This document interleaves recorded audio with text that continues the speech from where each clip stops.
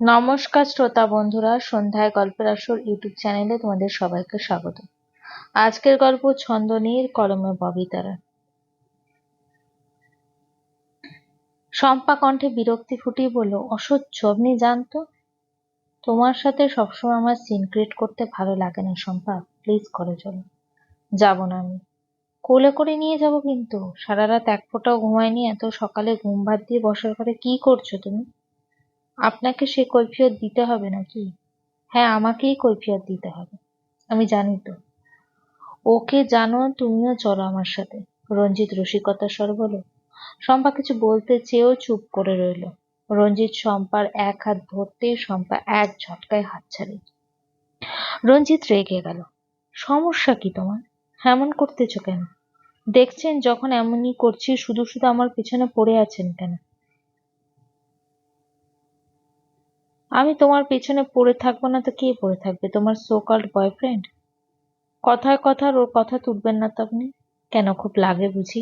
আপনি জানতো। যাব না। এই শম্পা, তুমি এখানে বসে বসে তোমার বয়ফ্রেন্ডের কথা ভাবছো, তাই না? হ্যাঁ ভাবছি তো, তাতে আপনার কি?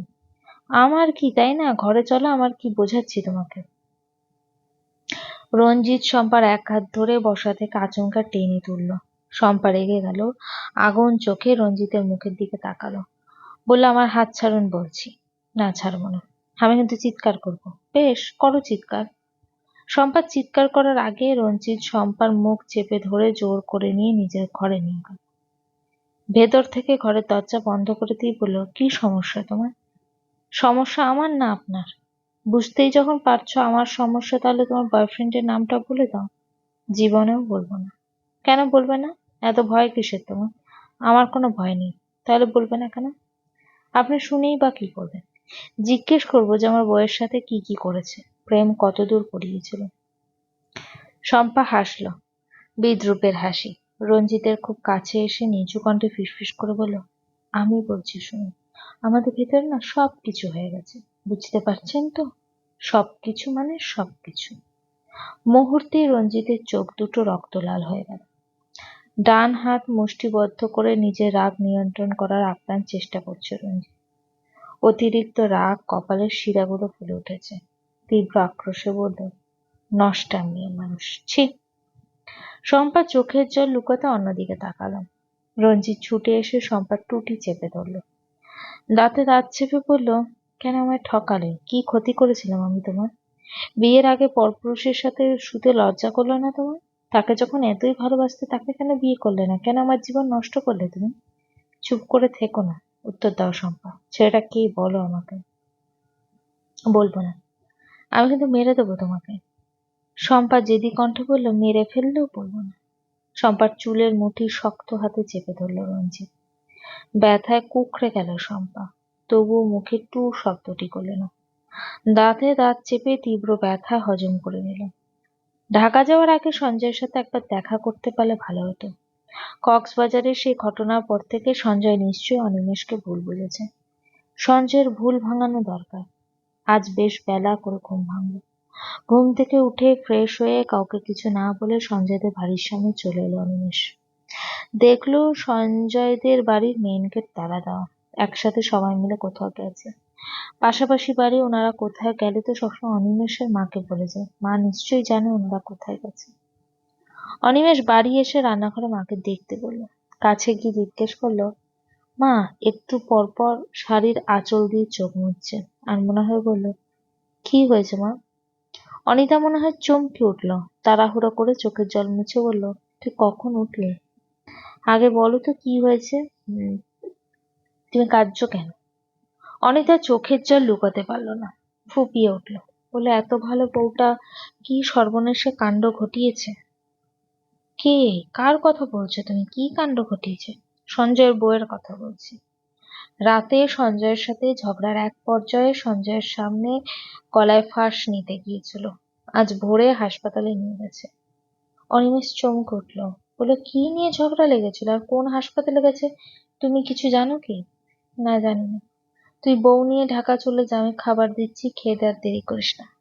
আমাকে লুকিয়ে না মা, কি হয়েছে সত্যি করে বল। কি হবে? স্বামী স্ত্রীর কত কথা নিয়েই তো ঝগড়া লাগে। এখন কোনো কথা নিয়ে ঝগড়া লাগছে, আমি কি করে বলবো? ভয়ের কিছু নেই, এমনিতে সুস্থ আছে, শুধু গলা ব্যথা, আর ডাক্তার দেখিয়ে ওষুধ খেলেই ঠিক হয়ে যাবে। দিদি তো তাই বলল। অনিমেষ সোজা ছাদে চলে গেল।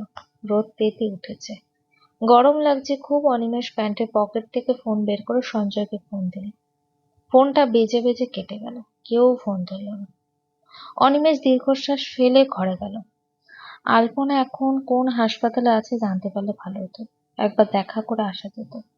মাধবীলতা ঘরে নেই, ব্যালকনিতে গিয়ে আনমনা হয়ে বসে আছে, কখনো বা ফুলের গায়ে হাত বুলিয়ে দিচ্ছে। কি করছো? কিছু না, বসে আছি। অনিমেষ দা, বলো, আমার একটা কথা রাখবেন। কি কথা? মাধবীলতা এক হাত বাড়িয়ে দিয়ে বলল, আগে বলুন রাখবেন। অনিমেষ মাধবীলতার হাতে হাত রেখে বলল, রাখবো। আজ ঢাকা যেতে ইচ্ছে করছে না, আপনার অসুবিধা না থাকলে আমরা আরো 2 দিন এখানে থাকবো। আমার কোনো সমস্যা নেই, থাকার ইচ্ছে হলে অবশ্যই থাকবো, তাছাড়া আজ এমনিতেও ঢাকা ফেরা হতো না, আমার খুব দরকারি একটা কাজ আছে। বেশ, আপনি এই কাজ করুন, আমি বরং নিজের মতো সময় কাটাই। চা বানানো ছিল, খেয়েছো? হ্যাঁ। অনিমেষ ইতস্তত করে বলল, মাধবীলতা, তোমাকে একটা কথা বলার ছিল। কথা? কি কথা? আলপনা বৌদি সঞ্জয়ের সাথে ঝগড়া করে সুইসাইড করার চেষ্টা করেছে, এখন হাসপাতালে ভর্তি। মাধবীলতা বিস্ফারিত চোখে অনিমেষের দিকে তাকালো। আলপনার সাথে বেশ কয়েকবার মাধবীলতার কথা হয়েছে, শেষবার যখন কথা হলো, বোকা মেয়েটা সঞ্জয়কে বিয়ে করে নিতে বলেছিল। বলতে বাধা নেই, আপনার মতো লক্ষ্মীমন্ত মেয়ে খুব কমই আছে। ওনাকে দেখলেই মুগ্ধতায় 2 চোখ জুড়িয়ে যায়। ওদের ঝগড়ার কারণটা কি কোনোভাবে আমি? অনিমেষদা? অনিমেষ মাথা নিচু করে বলল। মাধবীলতা দীর্ঘশ্বাস ফেলে বলল, আলপনা এখন কোথায় আছে?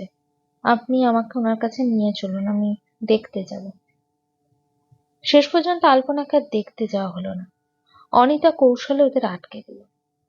মাধবীলতা যাওয়ার জন্য তেমন জোর করলো না, সারাটা দিন নিজের মতন করে কাটালো।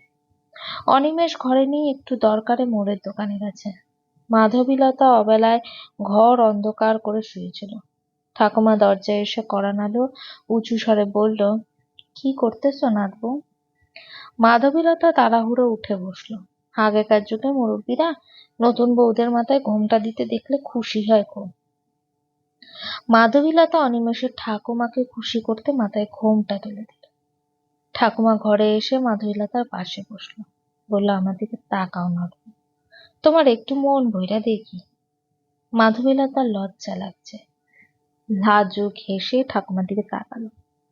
ঠাকুমা মুগ্ধ দৃষ্টিতে মাধবীলতার মায়াবী মুখপানে তাকিয়ে দিল, বলল, তাই তো কই, আমার নাতি এমন ভয়ঙ্কর কাণ্ড খানা কেমন ঘটাইল? মাধবীলতা ফিসফিস করে বলল, কি কাণ্ড ঘটাইছে আপনার নাতি? বলতেছি, পান খাইবে একখান? পান খাও, দেন একটা। ঠাকুমা মনের সুখে পান সাজতে লাগলো। ওনার কাছে কেউ পান খেতে চাইলে উনি খুব খুশি হয়, মনের আনন্দে পান সাজিয়ে নিজেও খায়, তাকেও দেয়। মাধবীলতা পান মুখে নিয়ে বলল, পানের কৌটো সবসময় হাতেই রাখেন নাকি? আলো না, তুমি যদি একখান পান খাও না, এর জন্য নিয়ে আসলাম। পান খাইতে খাইতে গল্প করার মজাই আলাদা। তা কই কি, কে কারে আগে ভালোবাসাবাসির কথা কইছে, তুমি না আমার নাতি? মাধবীলতা হাতের ডগায় লেগে থাকা চুন মুখে নিয়ে ঠাকুমা স্টাইলে বলল, কেউ কাউরে কই নাই। ঠাকুমা কৌতূহলী হইয়া বলল, তাইলে তোমাগো বিয়াটা হইল কেমনে? মাধবীলতা ঠাকুমার কানের কাছে মুখ নিয়ে নিচু কণ্ঠে বলল, আপনার নাতি আমাকে ভালোবাসে বুঝতে পেরে আর দেরি করে টুপ করে বিয়ে করে নিয়েছে। আমার মুখ ছোড়া নাতি যে কাউরে কিছু না বইলা বিয়া করবো, আমরা তো কেউ তো ভাবতে পারি না। এই পৃথিবীতে প্রতিনিয়ত কত কিছু ঘটে, সবকিছু তার ভেবে ঘটে না। মাধবীলতা আনমনা হয়ে বলল, ঠাকুমা মাধবীলতার এক হাত ধরে বলল, তোমারে আমি বহু আগে থেকে পছন্দ করি না, নিজের নাতি বলে কইছি না। আমার নাতিটা না সত্যি খুব ভালো, ওর মতো ভদ্রপোলা খুব কমই আছে। একখান সমস্যা হইলো, ওই না খুব মুখ চোরা আর খুব চাপা স্বভাবের, ওরে তুমি কখনো কষ্ট পাইতে দিও না, সারা জীবন ভালো রাখো, সুখে রাখো। সঞ্জয়? অনিমেষকে দেখে ঘৃণা ভরে এক পলক তাকিয়ে তীব্র আক্রোশে মুখ ঘুরিয়ে নিল সঞ্জয়। অনিমেষ গায়ে মাখল না, মুচকি হেসে সঞ্জয়ের মুখোমুখি দাঁড়ালো, বলল, আলপনা বৌদিকে শুধু শুধু কষ্ট দিচ্ছিস কেন? তোর রাগ তো আমার ওপরে, যা বলার আমাকে বল। সঞ্জয় সিগারেট ধরিয়ে ছাদে কান এসে গিয়ে ধরল। সিগারেটে লম্বা টান দিয়ে শূন্যে ধোঁয়া ছেড়ে বলল, বালের পেঁচাল পারতে আইসা নাকি তুমি? শুধু এতটুকুতে তো তোর মন ভরবে না, আরো কিছু বল। আমাকে রাগিয়ে নিস না অনিমেষ। আমি তোকে ঘৃণা করি, তীব্র ঘৃণা। তুই আমার বন্ধু না শত্রু? তোর মতো মির্জাফর বন্ধু যেন আমার শত্রুরও না হয়। কি ক্ষতি করেছিলাম আমি তো? এত এত মেয়ে রেখে মাধবীলতাকে কেন বিয়ে করলি তুই? তুই তো জানিস আমি ওকে কতটা ভালোবাসি। এখনো আমি ওকে ভালোবাসি, চাই। অনিমেষ অন্যদিকে তাকিয়ে চোখের জল লুকাল।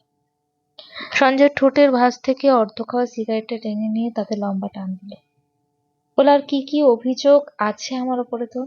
এই অনিমেষ, এই আমার সাথে একদম হেয়ালি করে কথাবার্তা বলবি না তুই, খবরদার। মাধবীলতাকে নিশ্চয়ই চিঠিগুলোর ব্যাপারে বলে দিয়েছিস? আরে আমিও না, বলবিই তো।